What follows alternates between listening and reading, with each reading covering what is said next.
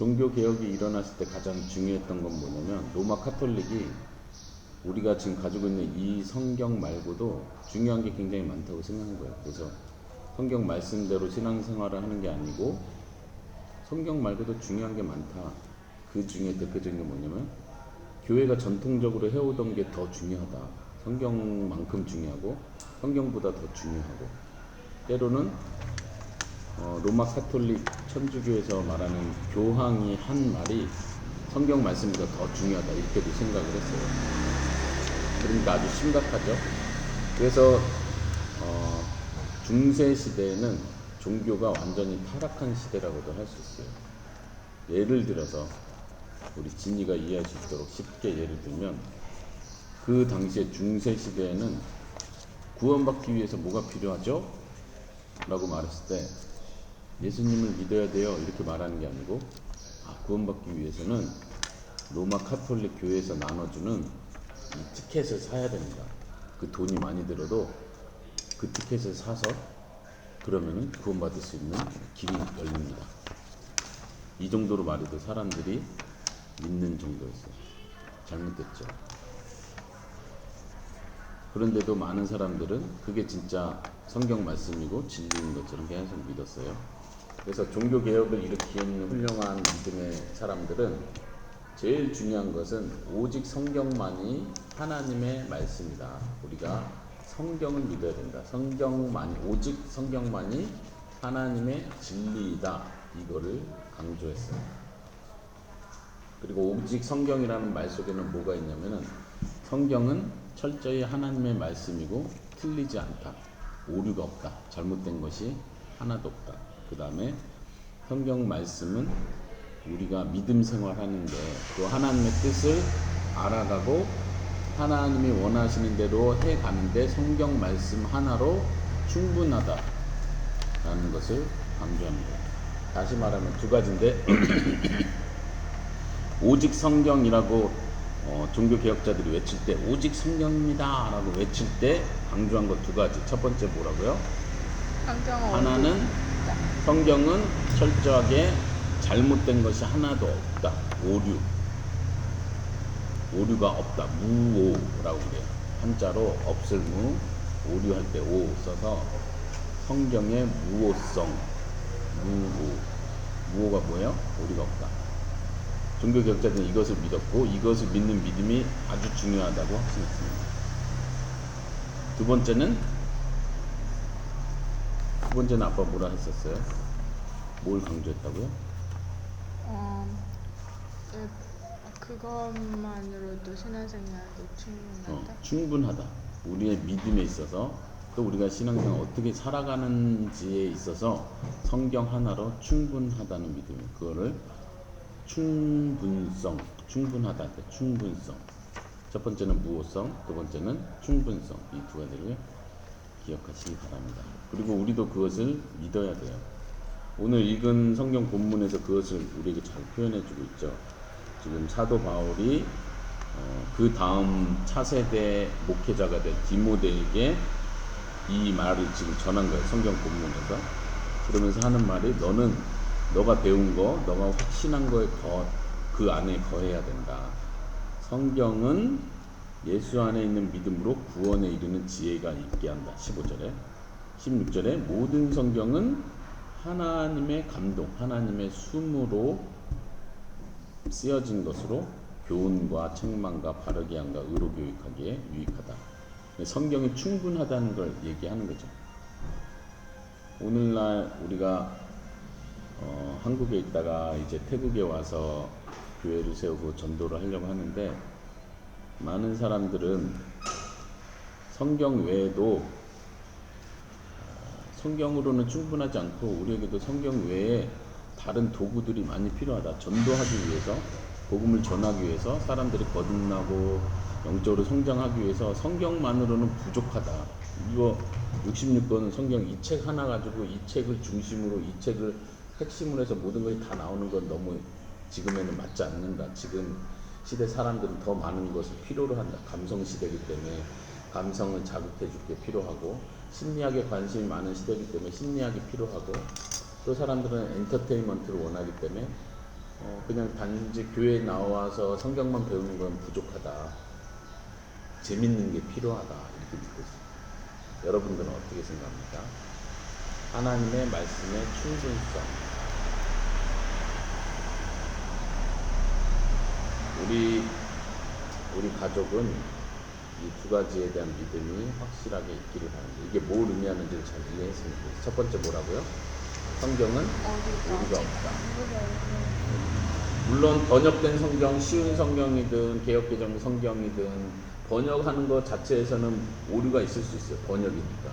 근데 여기서 말하는 건 하나님이 처음 하나님의 사람들에게 가르쳐줬던 그 성경 말씀, 원본이라 처음 썼던 그 원본에는 오류가 없다는 얘기, 번역본에 오류가 없다는 뜻이 아니고, 이제 많은 학자들은 이거 과학적으로, 고고학적으로 이스라엘 옛날 역사를 찾아보니까 이거 틀린 거 있는 것 같다, 과학적으로 안 맞다, 혹은 역사적으로 이런 기록이 없다, 성경에는 있는데 실제 역사에는 없다, 그러니까 성경이 잘못됐다 이렇게 판단을 하는 거예요. 그렇지만 과학이 혹은 고고학이 발견하지 못한 것을 성경은 여전히 하나님의 진리로서 선포하고 있다는 거예요. 그래서 이런 부분들은 여러분들이 계속 어른이 되고 성장해 가면서 더 많이 자세히 배우기를 바랍니다. 두 번째는 충분성인데, 충분하다는 말 이해하죠? 예를 들면 아까 아빠가 예를 한 것처럼 사람이 변화되고 거듭나고 전도받아서 복음을 깨닫고 하는데 성경 외에 다른 게 막 필요한 게 아니에요. 다시 말하면 성경에서 가르치는 그 가르침 하나로 사람은 변화되고 거듭날 수 있는 거예요. 어떤 사람들은 생각하기를 찬양이 중요하다. 사람들을 교회에 초대하고 아주 감동적인 찬양, 그리고 앞에서 막 사람들도 발표하고 막 이렇게 해서 감동을 주고 마음의 문을 열게 해줘야 사람들이 복음을 받아들이고 변화되더라. 그래서 성경 말씀만큼 찬양도 중요하다고 똑같이 생각해요. 이런 것이 잘못됐다는 얘기예요. 찬양도 필요해요. 도움이 돼요. 하지만 찬양이 사람을 변화시키는 건 아니에요. 이해됩니까? 하나님의 말씀, 성령님은 하나님의 말씀, 설교를 통해서 혹은 성경을 가르치는 일을 통해서 성령님은 그 사람 마음속에 들어가셔서 믿음을 주시고 거듭나게 하시고 변화시키시는 거예요. 성령님은 말씀을 통해서 역사한다. 근데 우리가 앞으로 1년 뒤, 2년 뒤 태국 사람들을 더 만나고 또 같이 예배드리고 또 같이 교회를 만들어 가겠지만, 그때 우리가 기억해야 될 건, 특히 엄마 아빠가 그걸 기억해야겠죠. 말씀이 중요하다. 왜요? 왜 중요하다, 진냐? 왜 말씀이 중요해요? 말씀을 통해서 성령님이 사람을 변화시키는 거예요. 다시 말하면 말씀을 많이 읽고 말씀을 많이 듣고 말씀을 많이 배울 때 성령님이 그 말씀 속에서 사람을 변화시킨다는 얘기예요. 엄청 이해돼요? 네. 그리고 또 하나, 사람들이 이런 생각을 해요. 사람이 영적으로 성숙해가는 거, 성화라고 하죠. 믿음을 갖고 그 다음에 성장해가고 더 믿음이 자라고 영적으로 성숙하기 위해서 성경 말고 또 다른 게 필요하다. 처음에 말씀으로 거듭나고 예수님 믿는 거 성경 중요하다. 근데 그 다음 우리가 죽기 전까지 계속 영적으로 성장하고 체험하고 경험해가고 영적으로 어른이 되어가야 되는데, 그때는 성경 말고 또 필요한 게 많이 있다, 이렇게 생각을 해요. 예를 들면은 경험이 필요하다, 체험이 필요하다, 혹은 심리학적인 가르침이 필요하다, 혹은 또 다른 어떤 교육이 필요하다. 그러면서 마치 그런 것들이 성경보다 더 중요한 것처럼, 성경에서 가르치는 것보다 성경이 가르쳐주지 않는 어떤 것을 배워야만 하는 것처럼 생각하는 건 완전히 잘못됐다.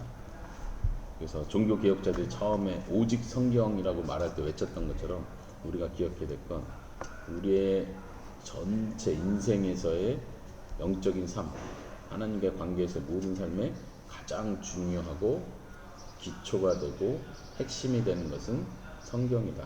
다른 것들은 아예 필요 없다는 말이 아니고, 필요 없다고 말하면 안 되고, 다른 것들은 부수적인 거고 성경의 가르침에 위배되지 않는 한에서 활용되어야 됩니다. 알겠습니까? 나중에 이제 우리 딸들이 결혼을 해요. 그러면은 남자는 어떤 존재지? 남자하고 대화할 때는 어떻게 해야 되지? 남자의 특징은 뭐지? 부부관계를 잘하려면 남자를 더 알아야 되는데 어떻게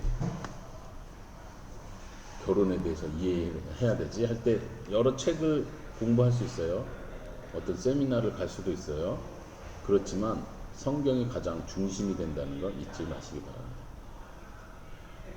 성경이 가리키는 것과 반대되게 가리키는 어떤 책이나 가르침이 있다면 우리가 분별을 해야 돼요. 아, 이건 잘못된 거다. 성경에서는 이렇게 말하는데 이 책이나 이 세미나는 반대로 말하네. 그러면 여러분들이 잘못됐다는 걸 알아야 됩니다. 성경이 중요하다. 그래서 우리는 열심히 성경을 배워야 되죠. 또 한 가지 더 얘기하면 어떤 사람들은 생각하기를 우리가 생활하면서 뭔가를 결정할 때, 선택을 할 때 이게 하나님의 뜻인가 저게 하나님의 뜻인가 할 때도 성경 말고 다른 게 필요하다 생각해요.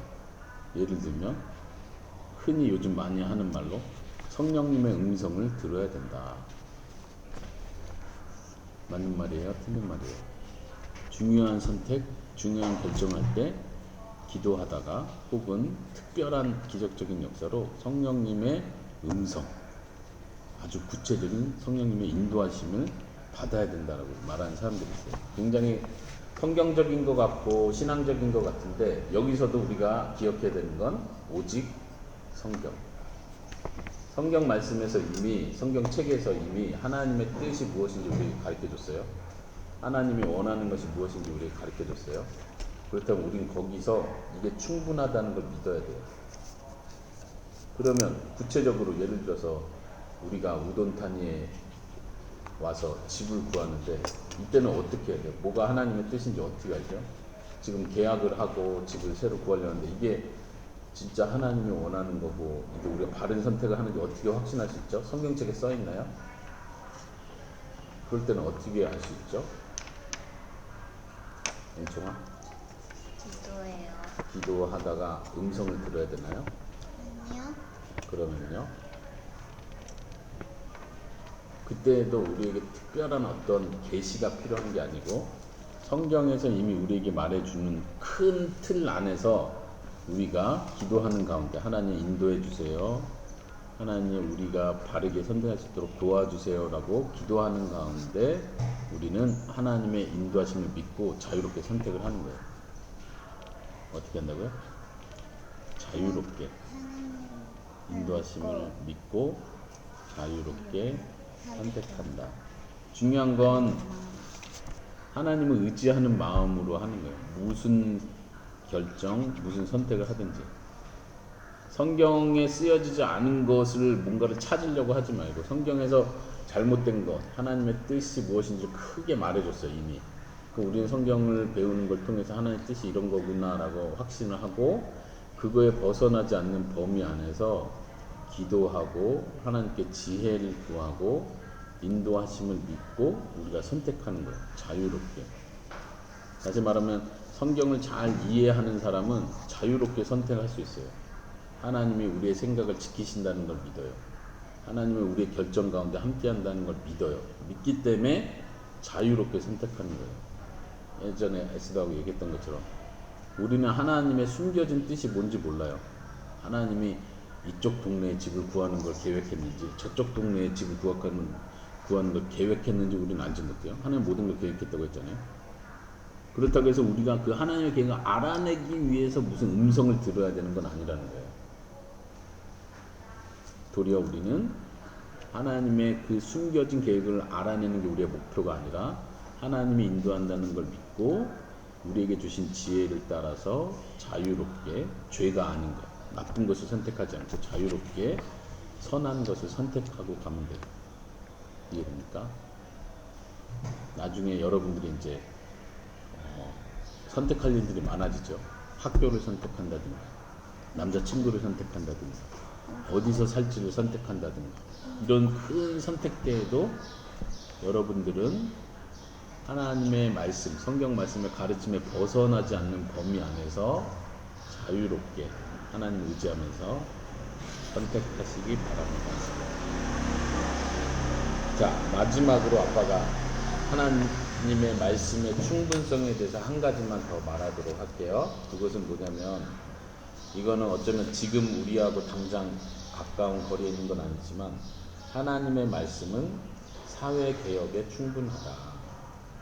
많은 사람들이 생각할 때 똑같이 교회 성장 얘기하면서도 성경 말고도 다른 게 필요하다 말하는 것처럼, 한 사회가 변화되고 어느 지역에 복음을 전하고 그 지역 사회가 더 정의롭고 더 좋은 사회로 변화되기 위해서는 성경이 아닌 또 다른 어떤 게 중요하게 필요하다고 믿어요.